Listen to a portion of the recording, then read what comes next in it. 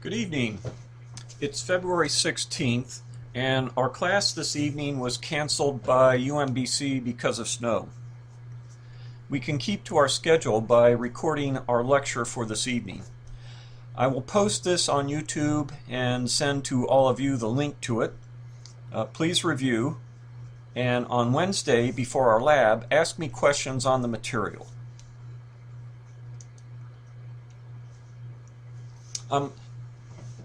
A short review.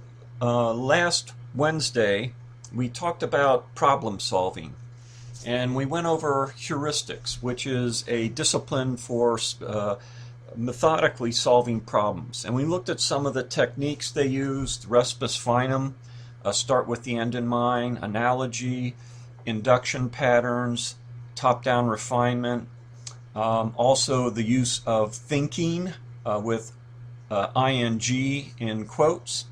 And thinking is where you use gerunds or verbs to help solve problems rather than nouns, because gerunds and verbs are better at analyzing relationships, and typically in problem solving that's what you need to do.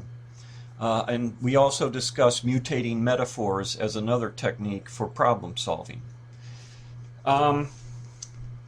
Algorithms are important, and problem solving is an essential part of that.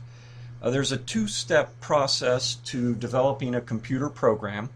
The first is to discover the underlying algorithm, and the second is to represent that algorithm in a computer program. Of course, algorithm discovery is the more challenging of the two steps because it requires problem solving. And for problem solving, of course, we use our heuristic techniques, and we look in domains that are pertinent to the problem we're studying. There's many different methodologies for problem solving, yet you can't really reduce problem solving to an algorithm that works every time. That's why there's still problems out there that haven't been solved yet. Polya is a mathematician 50 years ago who came up with basically a loosely defined problem-solving process that involves phases. We talked about these phases last Wednesday. We also talked about the three aspects of a problem. The phases are understand a problem. Phase 2 is devise a plan for solving the problem. Phase 3 is carrying out that plan, and Phase 4 is evaluating the solution for accuracy and its potential. That's probably just as important as finding a solution, is testing the solution you've come up with and making sure that it actually works. Problem solving does involve a lot of trial and error, even using the heuristic methods that we talked about. And the phases of solving a problem are not strictly sequential. So let's go ahead and do a review. We'll get into terra term, and we'll look at the problem we had with squares and printing out a square of asterisks. So I'll go ahead and start up terra term.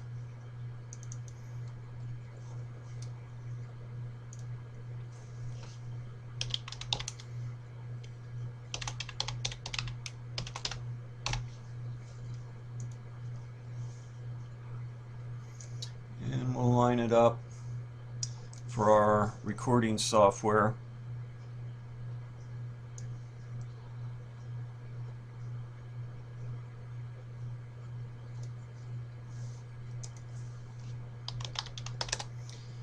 Okay, so let's go ahead and get into Zmax, and as per our custom, we'll just call this exercise 6 for class 6. Okay, so we noted that if we wanted to print a square of asterisks of a given length, we could use one of the main control structures in our algorithms. So here I have a square of asterisks that is 5 columns and 5 rows.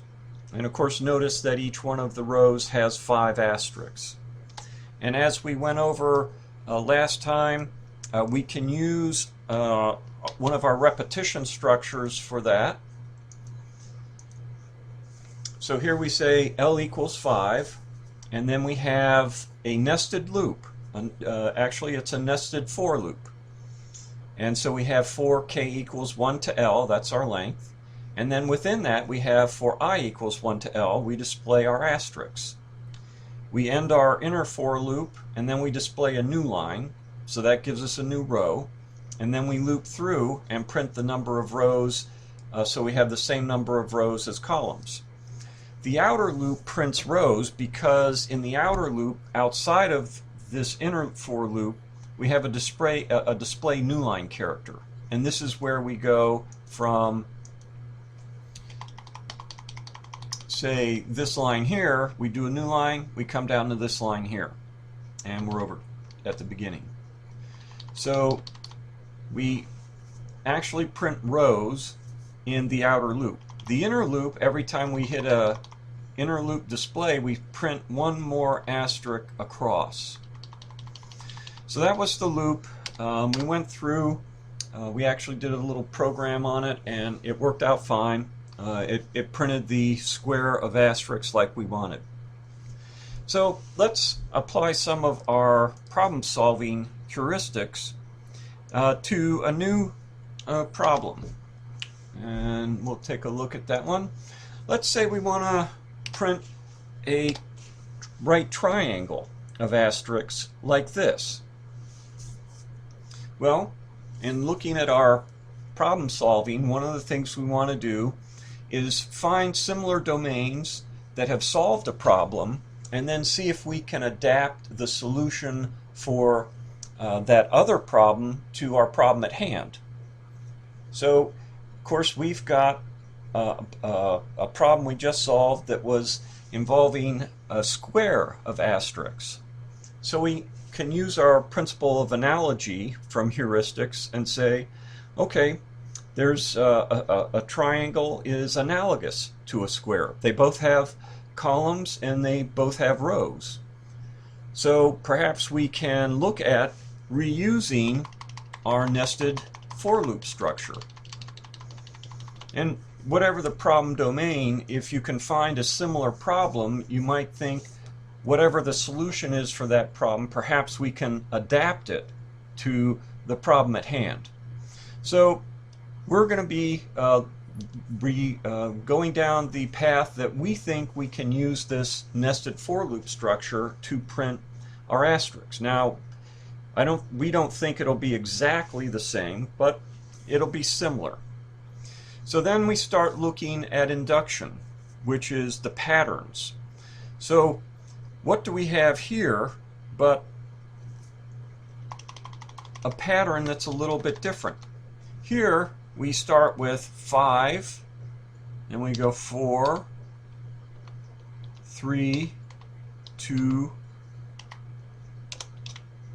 and 1. So instead of having 5 asterisks per row, we have 5, 4, 3, 2, 1. And we note the pattern that we are reducing the number of asterisks by 1 every row that we print. So we can say, okay, let's see if we can generalize that into an equation. And it turns out that we can. Basically, for every row number, we're going to subtract, we're going to print the number of columns, the length, minus the row number. So let's test that theory out. Remember, heuristics, you're not looking for a precise solution as much as you're generating potential solutions that you may modify. So it's different from engineering and mathematics in that respect. You're not looking for precision, you're looking for potential. So we're saying we take the length and we subtract the row number. and that would give us the number of asterisks we need to print. But we look and we see, well, that's not exactly right, because if we were doing it that way, we'd have 4, 3, 2, 1, 0. But instead, we've got 5, 4, 3, 2, 1. So we can resolve that pretty easily and just say add 1. Then we've got 5, 4, 3, 2, 1. So then we've got the right pattern. And now we go from relaxing the rules a little bit to going back and explaining them so that we can assure ourselves that we have a general solution. Well, the reason we have to add 1 back is we're not starting at 0. We're starting at 1. And therefore our counts are going to be up by 1 from what we would expect. So with that, we can say, okay, now we've got a pattern that we can use, and we can come up with a new algorithm, perhaps, that will give us a right triangle. So we'll take our one for the square, and in the inner loop, because this is the inner loop, remember, is where we print the number of asterisks per row. Instead of printing out L, we're going to print out L minus the row number plus 1. Well, row number really isn't all that helpful, because we don't, how are we going to know what row number we're on? Well, we know what row number we're on because that's from our outer loop. The outer loop, as we had said earlier, prints the number of rows. And so we actually have the row number stored in the variable k. Well, now we can get rid of this unknown, put in a known.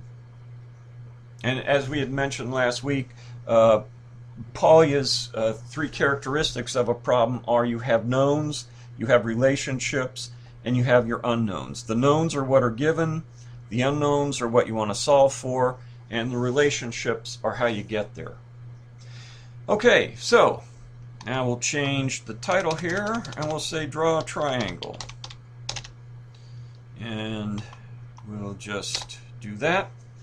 We'll save it in Zmax, and there we've got a application of heuristics to come up with a new algorithm, this one for printing out a right triangle. And we used as our starting point a similar problem where we were printing out a square of asterisks. All right. So we'll log out of TerraTerm for now. Come back. So in wrapping up really problem solving, we want to work from the problem solution backwards, from the outputs we need to the inputs. That is known as respus finum, and it's one of the heuristic techniques. We want to find a related problem that's easier to understand, or one we've already solved before. Of course, we just did that. We used the problem we solved with square asterisks. Another approach we'll use is stepwise refinement, and that's where we decompose the problem into related subproblems. Now, this one was a very simple example going from squares to right triangles, so we didn't really need to do that. But we could do it in more complex problems, such as weighted average solutions, for example, in calculating grades or the fitness of particular candidates for a database position, things like that. And of course, we've gone over those in class as well. Just to summarize, problem solving is an art, and it can't be reduced to an algorithm that works every time. It's going to require some skill and experience. But it is the first step to program development. You're going to be given some requirements, and you'll have to take the data or the givens that are in those requirements, and you're going to have to come up with the desired results. So you have to do problem solving, and part of that is you're going to go through heuristics, and then you're going to identify the underlying algorithm. But regardless of the problem solving approach, our strategy is to produce a general solution. So we're going to look at writing algorithms from scratch, and we said there's 4 steps we have to follow. We have to define our variables, we have to get input from the user, we perform our operations, our tasks or calculations in order to get the correct result, and then we output those results to the user. So when we're given a specific problem, for example, calculate Brenda's grades, that gives us a chance to look at the patterns we might encounter in coming up with an algorithm for a more generic solution that can apply to a lot of different situations. So we start at looking at a specific arithmetic problem, and then we look at turning that into a general algorithm. So just as an example of taking a specific problem and generalizing it, we can say, okay, well, calculate the dollar amount of the tip on your restaurant bill and figure you have a standard 15% rate. So you know what your bill amount is, and then you just multiply it by 15%, you get the tip, you add that to the bill rate, and then you come up with the total that you're going to pay. So we can generalize that a little bit, and we can then write an interactive program for our iPhone that would calculate the tip. We would allow for changes in the total price of the bill. Might be one thing we do to make it more general. We could also look for a range of tipping rates based on the type of restaurant we're in, the type of service we receive. We could have a low, middle, and high end.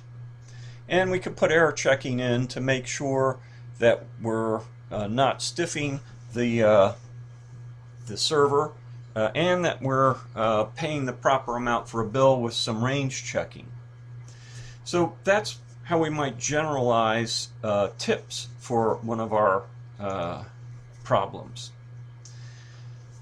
Let's take another example and follow it all the way through, and this is the cookie heist problem.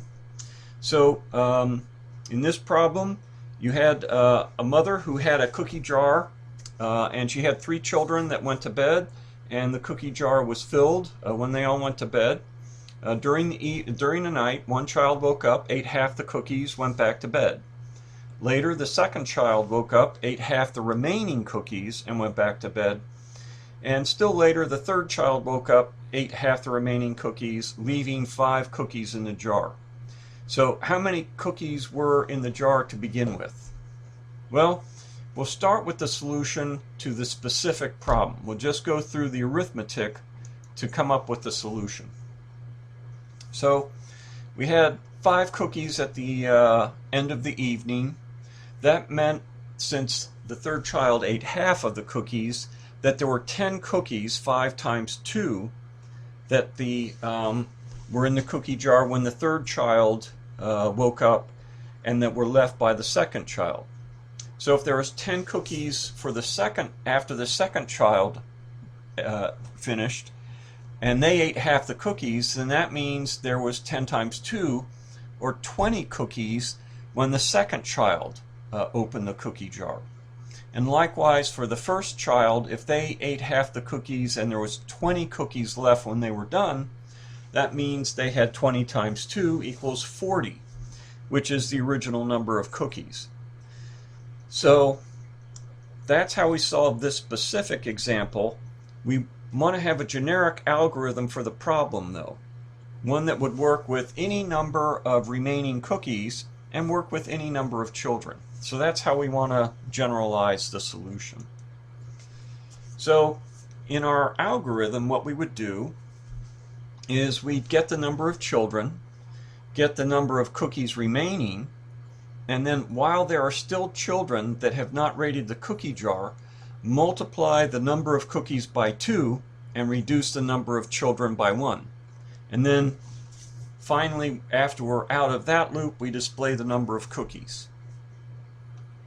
So, two-step process to developing a computer program: discover the underlying algorithm, and of course we just covered that, and then to represent that algorithm in a computer program.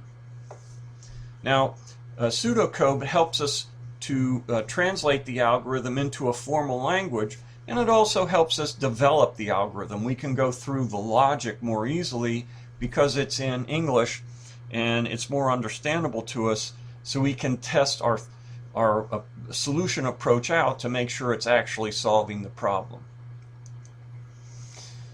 So we've decomposed the cookie heist problem into a series of steps, and we described those steps in English. Now we'd like to use pseudocode to make it a little more formal than just the English we had in our narrative paragraph. Pseudocode is used for designing algorithms, communicating an algorithm to other programmers and to customers, converting an algorithm to code, and, as we had mentioned, logical debugging, making sure that that algorithm does what we think it will do. So here's the pseudocode for the cookie heist. We define our variables as comments, and we not only give them a name, but we explain what they are. So we have the number of children is the number of children who ate cookies. Cookies remaining is the cookies after each child eats 1/2 of the remaining cookies. And the original cookies is what we're solving for. And that's the number of cookies before the children started eating. So we'll start off, after we define our variables, with getting input from the user. Remember, that's the second part of our general problem-solving process and algorithm development and coding. Define variables, get input, do calculations, display output. So we get our input.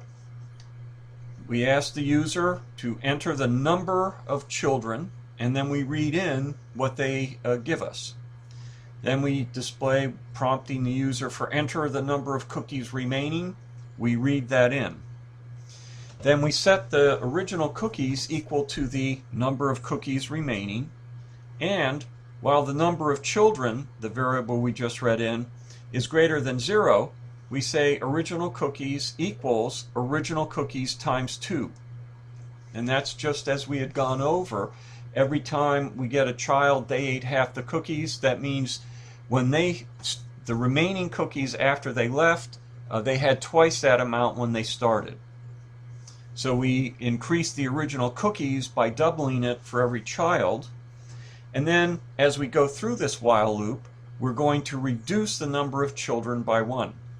And of course, we recall from last lecture that we continue doing a while loop while the condition is true. So as long as the number of children is greater than 0, we'll continue with the loop.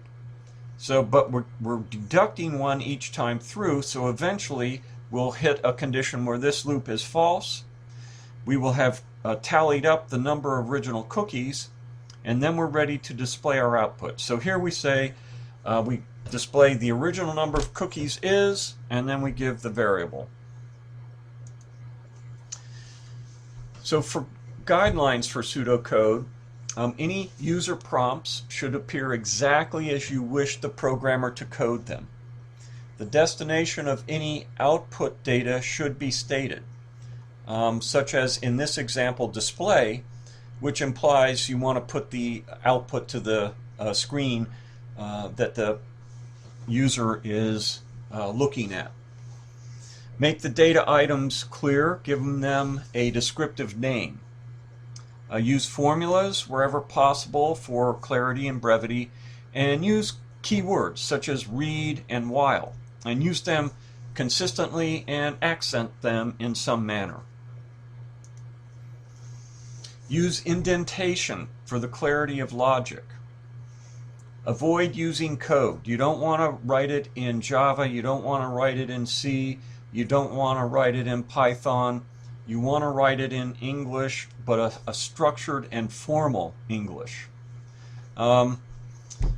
Keep in mind, you're not going to be the person translating the pseudocode into a programming language in all cases. So you want to make it unambiguous. You want to make it something that the other person can understand. And they will understand the English, structured English you give them. They can then translate that into the programming language they're used to. You can make up your own pseudo-coding format, but as long as it's consistent. So let's take a look at another problem. We'll say John's taxes. It's time of year when we all start doing our taxes. So let's say that John bought a state tax module for his software for $10 and a federal tax software package that costs 5 times as much as the state. After he had bought these, he had $15 left. So how much money did John have before he bought the tax software? So we'll solve the specific problem here for John, and we say, okay, he bought the state module and it cost this amount. He bought the federal module and it cost a different amount and he had $15. Those three add up to the amount he had. Then we start doing some substitutions. So we know that the federal module costs 5 times as much as the state module. And in fact, for a package like TurboTax, that might be the general pattern. So here we do a substitution. The federal cost is equal to 5 times the state cost. So then we have the starting dollars is equal to the state module cost plus 5 times the state module cost plus $15. Well, we know what the state module costs as part of the problem definition. So we get starting dollars equals 10 plus 5 times 10 plus 15. So we get $75 is what John started with. So now we'll generalize the algorithm and we're going to say, okay, well, what are the inputs to this algorithm? It's the cost of the first item. Doesn't matter what state. And we'll designate that by item 1 price. Then we have the multiplier, the number to multiply the cost of the first item to get the cost of the second item. And then we have the third input, which is the amount of money left at the end of the shopping. And that's the amount left. What are the outputs? This is the desired goal. Well, it's the amount of money available at the start of the shopping. So that's start amount. Then we have perform tasks. We calculate the second item price by substitution, and then we add the price for all items. And of course we may need intermediate variables to hold intermediate sums while we're doing our calculations. So here's the pseudocode. Generally, we read input, display, we prompt the user for the price of the first item, we read it, enter the multiplier, read that, enter the amount left after shopping, we read that, we perform our task. That's where we get the price of the second item, is the multiplier times the cost of the first item, and then the start amount, we just add those amounts up, and then we display our output. And this is what it would look like in the structured format that we went over and that you should have your homeworks and labs in. We define our variables as comments, and we give the variable name and then a description of what it's doing. We read our inputs, get our item price, our multiplier, our amount left. We prompt the user because otherwise they won't know what we're asking them to enter. Then we perform our calculations or operations.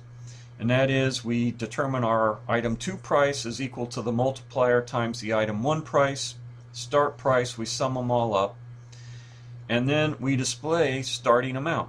There's starting amount. From there, we get a little message to the user, display the starting amount was, comma, and then the name of the starting amount. So doing pseudocode is a 4-step process. Please remember this. Define your variables, read your input, perform your operations, display your output.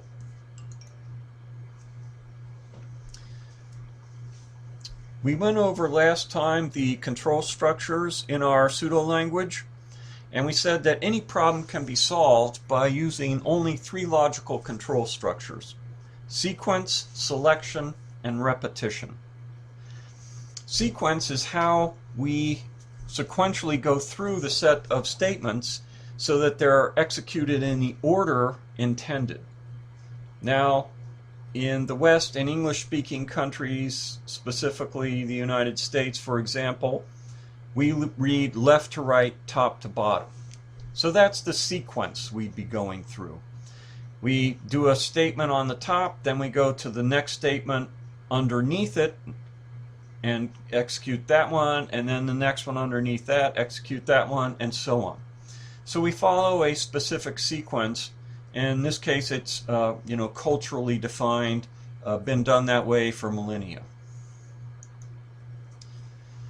Selection is the second control structure, and that's where you can choose one or more courses of action depending on a condition. And the synonyms for this are conditions, branching, or decisions. One example is, if a condition is true, do this. And regardless, you would go on and do the follow-on statements. Another format for a selection statement: if a condition is true, do this, otherwise do that. And after that, then go on and do sequentially the statements that follow. Repetition is the third control structure, and it allows one or more statements to be repeated as long as a given condition is true. And there's 2 types we look at. One is a for loop, one is a while loop. And in the C language, we'll add one other one, a do-while loop, but in the pseudo language, we just have the for and the while. The synonyms for repetition are looping and iteration. So, that's the end of our lecture, Lecture 6. And as I mentioned, we'll be having our lab on Wednesday. If you have any questions on this lecture, I will ask you at the beginning of the class, and please bring them up. We'll go over them, and then we'll start the lab. Thank you.